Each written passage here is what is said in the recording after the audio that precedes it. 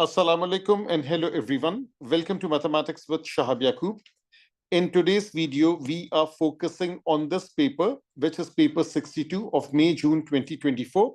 This is a paper 6, which means it's a probability and stats paper, the paper 2.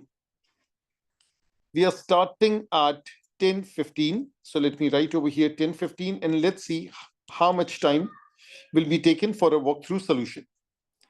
Now, whenever we are starting a question, make a habit of reading the whole question, whatever the parts are, so that you have a good idea. A random variable x has the Poisson distribution 145. First part, use a suitable approximating distribution to calculate the probability x is lesser than or equal to 150. And the second part, justify the use of approximation in this case. Now, from my perspective, whenever you are doing any kind of approximation, whether they ask or not, always justify. And that is what I got started with this. This is the value of lambda, which is the mean number of occurrences in a specified time or space interval. So it's just this value given. They're not changing it. Since lambda is greater than 15, then x follows a normal distribution 145, 145. So this question is about normal approx to Poisson. That means originally it's a Poisson distribution question, but if certain criteria is fulfilled, it will become normal. So the mean is lambda, the variance is lambda, that is a property of Poisson. And now we have calculated probability x is less than or equal to 150. The first thing that you need to do is continuity correction. Whenever you go from a discrete probability distribution to a continuous probability distribution, you always do continuity correction. That is related with the upper bound, lower bound concept of O-level math. So this is 150, this is 150.5, this is 149.5, upper class boundary, lower class boundary. The two arrows are pointing to the left because we are going in this direction. Why did we choose 150.5? Because 150 is inclusive. So choose the line that is passing and including 150. That's a simple rule. Now, if someone wants to skip on the number line, they are taking a risk. So I prefer drawing a number line. There is a lot of time available. So probability x is less than or equal to 150. Convert it into z. Z is less than or equal to 150 minus 145 divided by square root of 145. This is the z value that you get. This is direct reading. This is rule number 1. So therefore, this is the value. And now you round it off correct to 3 significant figures. So in S2, there is a lot of significant figures issue involved. So that's how the first question is done. Justify the use of approximation. That's already justified. Let me write it again over here. Since lambda is greater than 15, therefore x now follows a normal distribution lambda, lambda. That is the justification. Question number 2. This is about random numbers, and a lot of people, they are unsure or they mix up random numbers versus random sampling. Let me explain this in great detail. It's something very easy, but people tend to mix it up. So the first question is basically about Poisson, the approximation kind of thing, and the second one is random numbers. Now it says Henry wants to choose a random sample from 804 students at his college. He numbers the student from 1 to 804 and then uses random numbers generated by his calculator. So this is random numbers generated by his calculator. The first 20 random digits produced by his calculator are as follows. So these are the digits that's given. Now, what are the things that you need to consider? If Henry is choosing from 804 student, this is a 3-digit number. That means whether the numbers might be appearing as 4 digits, 1, 3, 5, 8, something like that. So you would be making 3 blocks of 3 digits because that is how you will be working. That's the first thing. So let me just make some blocks. And the blocks are like this. So 5, 6, 7 is one block. And I've not read the question any further. I'm just starting to make the blocks. 109 is the other block. 843 is the third block. Fourth block is 109 because it's all about 3 digits. Then it's 665. and then it's O21, and then it's a block of 2, so that's useless for us. Now, there are two things that need to be considered. That is, discard numbers out of range. So those numbers which are out of range, naturally you would discard them. Why would you discard them? Because those people with those numbers does not exist. And the second thing, discard repetitions.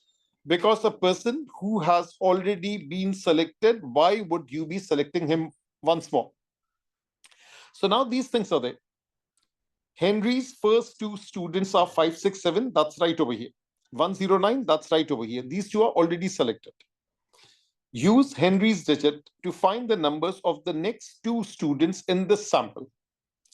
First of all, I see this number, which is 843. I'll discard this number. Why? Because it's out of the range. It's still what? 804. 843, it's out of the range. I again see a 109, which is already selected. So therefore, this is also discarded. Then comes 665. Is it within the range? Yes. Then comes 021, which is technically 21. Is it within the range? Yes. So the next two numbers are 665 and 021. Now, what I want to clarify one other thing is that people mix this thing up with this thing, which is called simple random sampling. When we talk about simple random sampling, that is basically about a lucky draw. Everybody write their names on pieces of paper and someone selects at random. That is simple random sampling. When we talk about sampling using random numbers generated from a calculator, in the old days, it was a book with random numbers, a book or booklet. So this is the one that I've described over here. So there is a difference between the two. Always read the question. Now, the next part, that is about the calculation type of sampling. It says there were 30 students in Henry's sample. He asked them how much time, X hours, they spend on social media per week on average. He summarized the result as follows. N is 30. That's the number of sample. Sigma X is 610. Sigma X square is 12405. And it's the same basic calculation as before. We use the symbol for unbiased estimate of population mean, which is the same thing as sample mean. So this time what I've done is that I've simply written mu with a hat. I've equated it to X bar. I've written the formula for X bar. I have plugged in the values, just showing you all the steps. I left the answer in the exact form. Why should I convert it into decimal when I can work it out in exact form? So let me write it as it is. Second thing, this thing square, the sigma square with a hat, that is what? That is unbiased estimate of population variance. That is equals to n over n minus 1 sample variance. Now n is 30, so n minus 1 is what? 29. And this sample variance formula is given in the formula booklet. There is also a direct formula. I personally prefer this one. The choice is yours. So now I'll write sigma x square over n minus x bar. I just copy paste it from here. Square, plug everything in the calculator.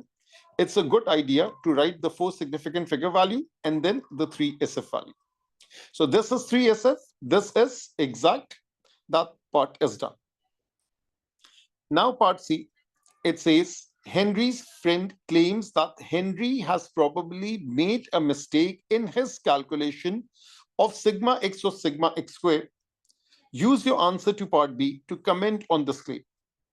Now, this value of X bar, that is approximately equal to 20, 20.333, and so on. And this variance is very small. So if we consider this to be realistic, which is the time taken in hours on social media, and that is this number of hours makes sense. That's like an average of 3.5 hours per day. So that makes sense. This does not make sense at all. That means this person probably had made some error because this is extremely small. It's not comparable to this thing. So if this variance is like 3.5 hours approximately, so of course variance could be like maybe 30 minutes, half an hour, maybe it could be like 1 hour or something. This is 0.05, which is extremely small.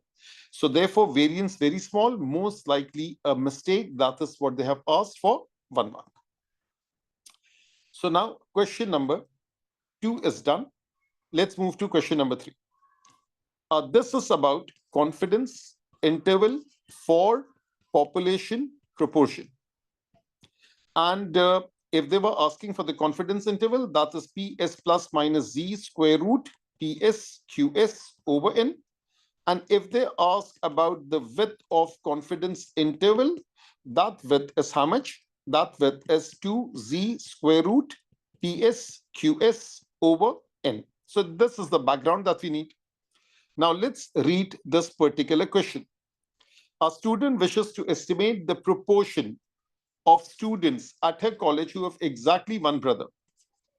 She surveys a random sample of 50 students, finds that 18 of them have exactly one brother.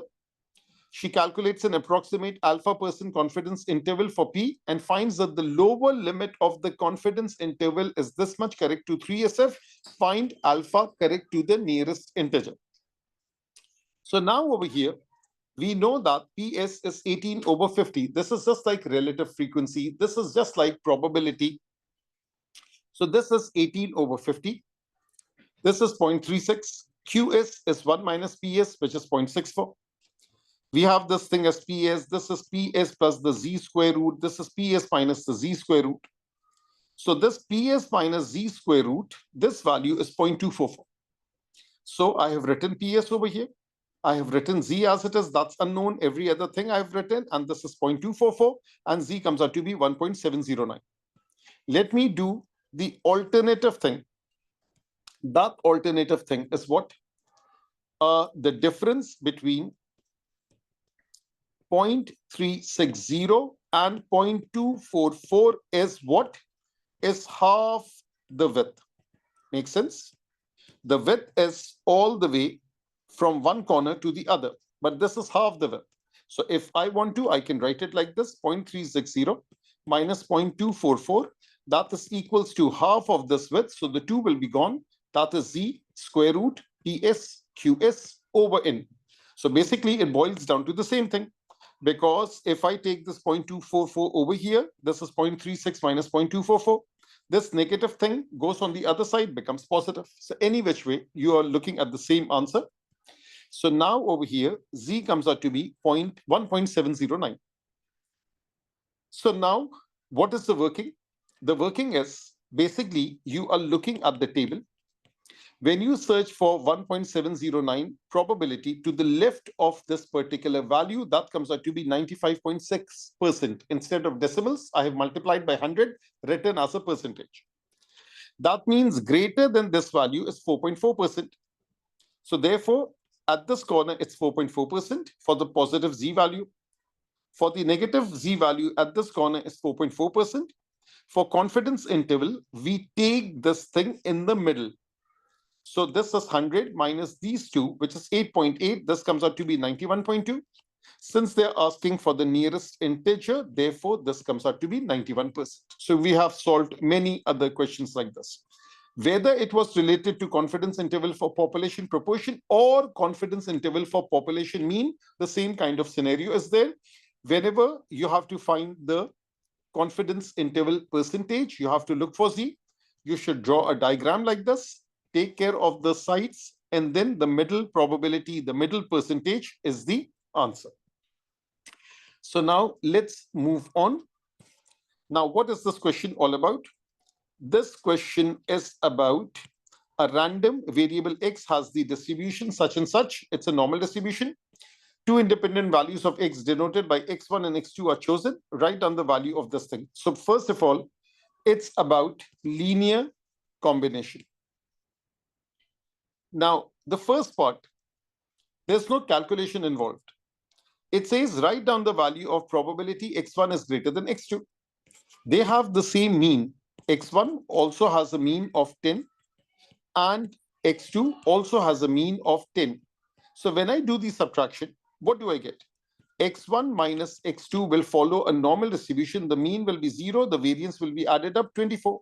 So based upon this thing, if I do the calculation, X1 minus X2 is greater than 0, I'll be left with 0 minus 0 over root 24. Since they are equal, it's half and half percent. So they're not asking for any working as such. I showed you the working, but they simply asked for the answer. X1 greater than X2, it's exactly the same thing. So there is a probability X1 can be greater than X2. There is half the probability X2 can be greater than X1. So that is kind of a basic question that they have asked. If you want to show the working, you're most welcome. Now, the working is already done over here. Let me underline the major stuff. When they are asking X1 is greater than this. So this is X1 and over here it is X2. So first of all, let me write for X1. So for X1, this thing is as it is. For X2, the data is again written. But you're not interested in S2, you are interested in 2x2 minus 3. So first of all, when I'm talking about 2x2, so this is the concept of multiple. The mean is multiplied by 2. The variance is multiplied by 2 square. So therefore, this is what you are getting. This is 2x2 follows a normal distribution 20, 48. And then what are you doing next? You are working with 2x2 minus this thing, which is 3. Let's hold for a second. So this is 2x2 minus 3. So that is 20 minus 3, and this is 48. Which rule have I used over here? In expectation, it makes a difference with addition, subtraction. Whereas for variance, addition, subtraction does not make a difference. If you have studied S1, which definitely you have, this is the same concept in coding. So that is why this is coming out to be 17 and 48. Now the working will be based on this thing. The working will be based on X1. The working will be based on 2x2 minus 3. Now look at all the steps. I have comfortably worked with every single step. No shortcuts as it is. Of course, that's not how the examiner works in the mark scheme. But that is exactly how the examiner expects you to do. So now we have X1. Now we have X2. Now let me introduce a new variable. Let's call this variable as W. So W is X1 minus 2x2 minus 3. So basically, I'm doing the subtraction for this and this. 10 minus 17 is negative 7. And 12 plus 48 is 60. Over here, I could have added directly, but I just showed a little bit even more working. I have displayed the rules over here very graphically, very explicitly. Therefore, W now follows the normal distribution, minus 7, 60. It's worth 5 marks. Every single mark, every single step is worth it. Now it's asking for probability X1 is greater than this. Basically, this thing, X1 is minus this thing in bracket is greater than 0. Haven't I labeled this thing as W? So basically, I'm calculating the probability. W is greater than 0. Z is greater than, I have converted. So let me just write, hold for a second. That is this thing. So I have just did the conversion. Probability W is greater than 0. That should be my first step. The second step is this thing. Probability Z is greater than this. We are getting Z greater than a positive value. 1 minus probability Z lesser than a value. And this answer is again given correct to 3 significant figures. So 1, 5, 6 marks for linear combination. Let's move on. So over here, we have this thing, which is a very nice Poisson distribution question. Now, sometimes in a particular paper, they focus on a particular topic a little bit more than usual. The first question, that was about Poisson approximation. This is now about Poisson, but with a twist. What is that twist? We'll soon see. First of all, focus on the colors. The number of goals scored by sports team in the first half has a distribution 3.1. So the red color one, that is for the first half, the mean is 3.1. The blue color, the number of goals scored by the same team in the second half of the match has a Poisson distribution 2.4. This is denoted by X, this is denoted by Y. You may assume the distribution of x and y are independent. Now, this whole chapter of linear combination, the variables that we deal with, they are independent variables, and whatever the rules that we have studied, we simply apply them. Now, in the first one, it says, find the probability x is less than 4. So x is 3.1 based. X follows a Poisson distribution 3.1. Probability x less than 4. 4 is not inclusive. That is less than or equal to 3. So that is 0, 1, 2, 3. That is the probabilities that we calculate. E raised to power of negative lambda, lambda raised to power of 0 over 0 factorial, lambda raised to power of 1 over 1 factorial, lambda raised to power of 2 over 2 factorial, lambda raised to power of 3 over 3 factorial. So now always remember that lambda raised to power over 0 factorial is 1. So that is why this thing always comes out to be 1. And this is lambda power 1 over 1 factorial. This is just a revision that I'm doing. Already told you before many times. So therefore, this answer comes out to be 0.625, correct to 3SF. It's not necessary. You may want to do it that you write each probability individually, each term individually, and then multiply it out and then write it. Or as long as you show this and then you plug everything in the calculator, yes, you should also write the 4 significant figure thing. I have written 3 significant figure only. Why? Because I copied the answer from the mark scheme. I do all my working on my own, but this final answer, instead of wasting time, I simply copy it from the mark scheme. Now the second part, find the probability that a randomly chosen match, the team scores at least 5 goals. So now at least 5 will come later. In a randomly chosen match, naturally, we are talking about the first half and the second half. So that is for you to understand. That basic knowledge of sports should be there. So now T follows, T is x plus y. T follows the Poisson distribution 5.5. How did we get 5.5?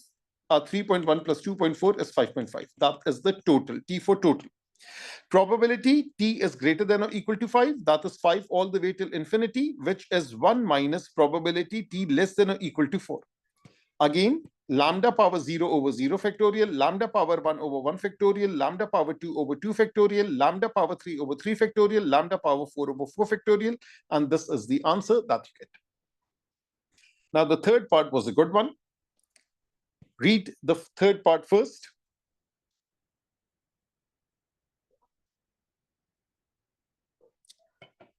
What it says is this. Given that the team scores a total of 5 goals. So now this word over here, which is given, that relates to conditional probability of S1, knowledge of S1 is assumed, that basic things do come. Find the probability that they score exactly 3 goals in the first half. We did a question long time ago. That was about planes. Given that exactly 5 planes land in an hour, find the probability 4 lands in the first half an hour and 1 lands in the next half an hour. This question is exactly like that. Given that the team scores a total of 5 goals, there naturally has to be a 5 goal. If they are scoring 3 in the first half, what about the other 2 goals? They are scored in the second half.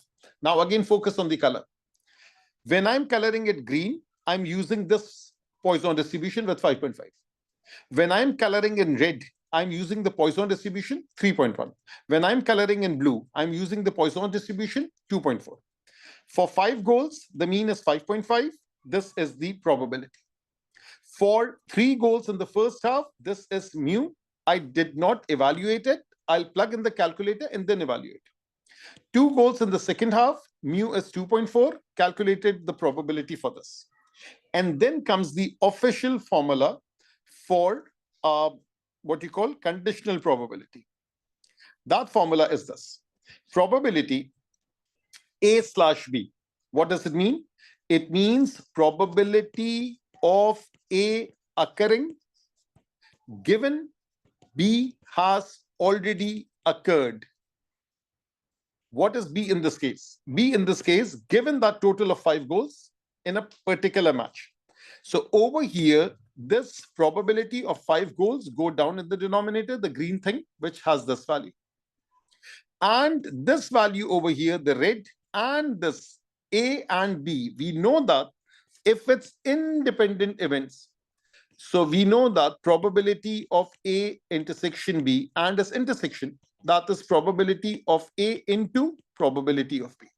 So this is exactly 3 goals in the first half an hour, and this is probability exactly 2 goals in the second half an hour, and this multiplication is there. So we multiply the top 2 probabilities, we get this. The conditional probability goes down. It's one probability divided by the other, and that is the answer that you get. So that is an application of conditional probability in Poisson distribution. So 5 questions are down. Let's move to the 6th one. So now the 6th question is this thing, which is about what you call hypothesis test. And it's about hypothesis as well as related to hypothesis is type 1, type 2 error. 5 marks for the first part, 5 marks for the second. That is 10 out of 50, which is 20% of the whole paper. So 20%, 25% belongs to hypothesis. Now it says the masses of cereal box filled by a certain machine have a mean 510 grams. An adjustment is made. The inspector wishes to test whether the mean mass of cereal box filled by the machine has decreased. So the word decrease means it's a lower tail test. And it's about a mean. That means it's normal distribution. If stated, then it's exactly normal distribution. If not stated, we will look at the sample value, which is 120. Therefore, CLT applies. So now let me remove all these red marks from here so that you can read comfortably. Now it says after the adjustment is made, he chooses a random sample of 120. The mean mass of these boxes is found to be 508. So 120 goes down. The standard deviation square is variance that goes up. That is the mean that's given. And which mean is this? This mean is from these 120 boxes, which is 508. This is sample mean. So place things in the right boxes. So that is the first box that I've made with the distribution and with the sample value. The second box, that is with H0, H1, and the significance level. It's a lower tail test that is shown over here. The third box, that is about calculation of the Z value. And that is a basic formula. Just use a calculator, calculate the basic value. And then comes the fourth part. The fourth part is about the conclusion. And what is the conclusion? The conclusion is this, that since the calculated Z value lies inside the critical region, 2.5% critical region, rejection region, negative 1.96 is the corresponding Z value. And then what happens if the calculated Z value, which is negative 2.191. So negative 2.191 lies inside critical region. Therefore, reject H0, accept H1. There is sufficient evidence at the 2.5% significance level. Do mention this, that the mean mass has decreased. Maybe if the wording was that the inspector is suspicious and he doubts, so something like that. If that was the case, I would have said there is sufficient evidence at the 2.5% significance level that the inspector suspicion is true. So whenever you write the conclusion, it has to be in the context of the question. And just look at the working. Everything is justified. Even this was not asked for, but I did justify because the examiner could doubt me how in the world that this thing suddenly became normal distribution. So I have to justify it. Yes, it's a large sample. It was not stated that it followed a normal distribution, but since the sample size was large, CLT applies, and I can further write, therefore, it becomes an approximately normal distribution. So that is how 5 marks are thoroughly earned, a distinction level kind of working. Now, let's look at this one. Now the question says, later, the inspector carries out a similar test at the 2.5% significance level using the same hypotheses, another 120 randomly chosen cereal boxes. So technically, it's the same thing, but they're just saying that they carried out another test. Given that the mean mass is actually 506, so when do they give us, the examiner give us a new mean or a new lambda? or a new probability whenever they are interested in calculation of type 2 error. So remember the wordings about type 1 and type 2 error. Let me write over here. Type 1 error, that is reject H naught when H naught is true. And what is type 2 error? That is accept H naught when H naught is false.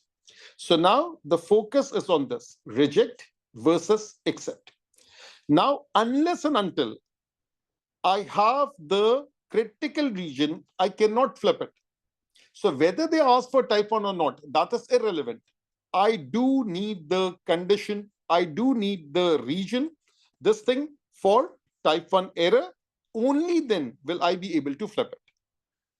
So now, since it's a lower tail test, just like this, therefore the critical region starts from here. This is the Z value. What is the corresponding X bar value? So first find critical region of the test. If Z is lesser than or equal to negative 1.96, H naught will be rejected in favor of H1. So X bar is unknown. 510 was there, 100 was there, 120 was there, negative 1.96 was there. This is the thing that you get. That means if they would have asked for probability of type 1 error, so probability of type 1 is probability of X bar lesser than or equal to 508.21. But since they are asking for type 2, what should I do with this? I should flip the inequality. So lesser than or equal after flipping becomes greater. Which value do we use? We use the value that is given over here. And this is what you're getting, applying the rules, and this is the answer that you get. The last question, that is about CRV. So CRV, not an easy chapter if you know your basics about quadratics, because sometimes they ask for that, and you know your basics of integration, whether it's of P1 or of P3, and you will soon see over here. So the first thing, the PDF, the probability density function is given by such and such. What is the first thing that you notice? The first thing that you notice is that it's related with cosine, and the range of values of X, that is in radians. So first of all, radians, that is the standard. So make sure your calculator is in the radian mode. Remember this thing, whether they talk about differentiation, integration, complex numbers, vectors could be half and half. The angle could be in degrees or radians. So both would work. That's not that much of an issue. But differentiation, integration, complex number, and differential equation, and trigonometric equation in which they are specifically talking about radians, all these things, the angle has to be in radians, the calculator has to be in the radian mode. So degrees is very little, radians is more in P3 as well as S2, because S2 you do it with P3. Now what does it say? It says K is a constant. For these range of values of X, the function exists. Where K is a constant, show that K is 1 over pi. That is basic integration. Just have a good look.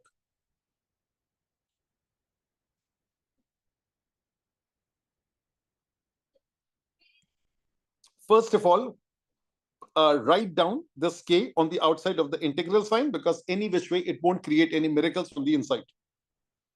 1 plus cosine X between the limit 0 and pi. 1 after integration becomes X. Cosine after integration becomes positive sign. Derivative of cosine is negative sign. Integral of cosine, positive sign. If the coefficient might have been 2, we would divide by 2. And then plug in the limits 0 and pi. Pi plus sine pi, 0 plus sine of 0. Sine of pi is 0. Sine of 0 is 0. This is also 0. So therefore, K comes out to be 1 over pi, and it's for 3 mark. Pretty basic stuff. The second thing, instead of asking about the median, they are asking verify that the median lies between 0.83 and 0.84.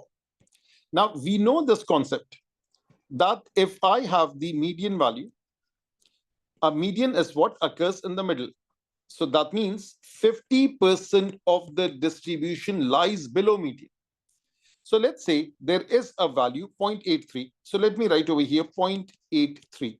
That means if I calculate this probability, it should be lesser than 50%. and there is a value 0.84. So lesser than 0.84, this probability should be more than 50%. Got the idea? Median is exactly less would be 50%. And lesser than 0.83 should be lesser than 50%. Lesser than 0.84 should be greater than 50%. So that's all I did. This becomes the upper limit, that's the lower limit, upper limit, lower limit. Integration was already done before, so that's not something extra that you should be doing. Just copy paste from the top. Make sure the calculator is in the radian mode. Again, I'm focusing on that. Calculator is in the radian mode. This answer comes out to be 49.9%. This answer comes out to be 50.4%. So a number line would do the job. That means it lies between these two values. Now, this one was a good one. 4 mark. What is this? How do you think they have integrated it? Because I have kept it aside on the sidelines.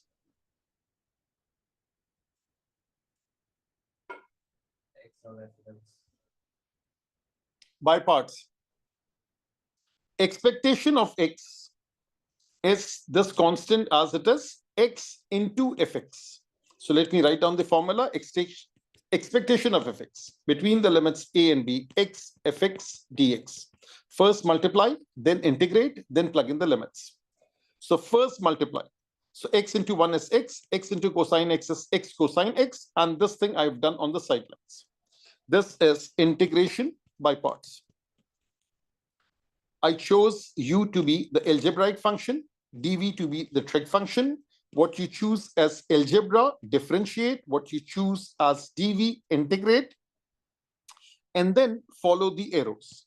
So this is u, v minus integral v du. Integral of sine is negative cos, negative becomes positive. So I did on the sidelines because I don't want to mess up my working. This integration is done. Then I have kept it over here. Also, one other thing I did, I wrote this separately. I wrote this separately. It's not necessary, but I did it. So now the integration of this is this. The integration of this is x square over 2. Plug in 0, plug in pi, plug in 0, plug in pi. This was simple. That's pi square over 2 multiplying with 1 over pi. That becomes pi over 2. Over here, x sine x. So over here in red color, I have plugged in the upper limit. Actually, no, I use the red color later. So let's ignore the color. I plugged in pi over here. I plugged in pi over here. I plugged in pi over here. So this is pi, sine of pi. This is cosine of pi. Sine of pi is 0. This thing disappears. Cosine of 180 degrees, that is negative 1. Sine of 0 is 0. This thing also disappears. Cosine of 0 is 1. Negative 1, negative 1. So that is negative 2 multiplying with 2. So it's a beautiful answer that you have achieved. That answer is pi over 2 minus 2 over pi. This is the answer in the exact form. Does it say to give the answer in the exact form? Yes. It says find the exact value. So we started at 10:15. We finish at 10:53. Of course, this was a walkthrough thing with a lot of background knowledge. So 28 minutes. So 28 minutes to do the paper with walkthrough, with my explanation. That means you can easily, comfortably finish it in 55 minutes on your own. Because don't go for 1 hour, 15 minutes. That's the maximum time. You can comfortably finish in 55 minutes if you know your basics very, very right. Take care, everyone.